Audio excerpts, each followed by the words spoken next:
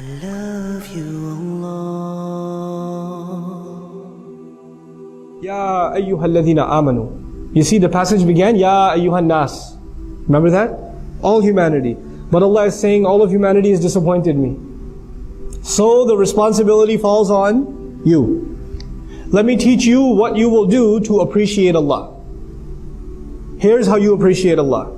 Ya ayyuhalladhina amanu. Irka'u wasjudu. Make ruku', make sajda. What is both of these things referring to? Salat.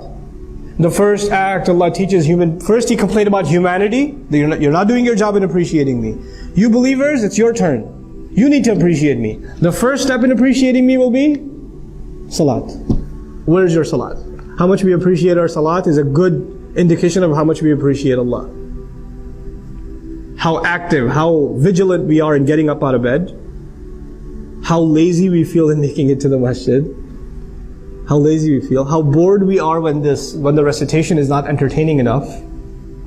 All of those are good indicators of where we stand before Allah Azza wa Jalla. Irka'u wasjudu. Make ruku' and make sajda. And irka'u wasjudu are parts of salat, but they're also attitudes. You know, somebody who doesn't know about prayer, doesn't know about the Muslim prayer. A non-Muslim guy walks by and he sees people making salat. He's going to notice these people are standing with their head down, holding their head. They're humble before somebody. Then they put their heads down like this halfway. Wow, they got even more humble. And when they got up, what happened next? Face on the ground, they got really humble. In other words, he's noticing that there's a progression in their humility to Allah, to whoever they're worshipping. They're getting even more and more and more subservient. This seems like they're appreciating their master, and they appreciated him more, and they appreciated him even more. The progression of salat itself teaches us that we're supposed to evolve, grow in our humility to Allah. That's a really important point, especially if it has to do with Islamic work. You know what happens with people when they get involved with Islamic work? I'm no exception. All of us can be victim to this. The more tenured, the more experienced you get in Islamic work, the more full of yourself you get. I know what this stuff is. You're a rookie. You're a newbie. I've been a board member at the masjid for 20 years. What do these guys know? You know? I ran the MSA 2 semesters in a row.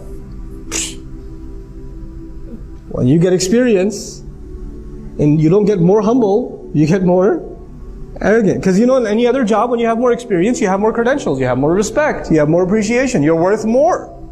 Right? Allah is teaching us the exact opposite attitude. The more you grow in deen, the more humble you should get. The more humble you should get. Subhanallah. And you'll notice, it's a good check. It's a good gauge. What was Iblis's problem? Adam alayhi salam, what's on his resume? How long he's been doing so? What kind of experience he has? He gets a promotion over me. Now imagine you're a volunteer, you're helping out at the MSA at the college or at the Sunday school, you've been volunteering for 2-3 years, and they pick a new principal for the Sunday school. You even had your, inauguration speech ready. And they pick this 18-year-old kid to be the principal of the Sunday school. The story of Iblis is going to repeat itself. Ana khayrun minhu? What do you mean him? I got the experience, man. I should have been the principal. That should have come to me. The story repeats itself. It's not just a story that happened a long time ago. You know? So this idea, as the more we serve, the more we're going to become humble. The extreme of humility, wasjudu. Then from there, because these two things still in the end, in essence, refer to salat. They refer to salat.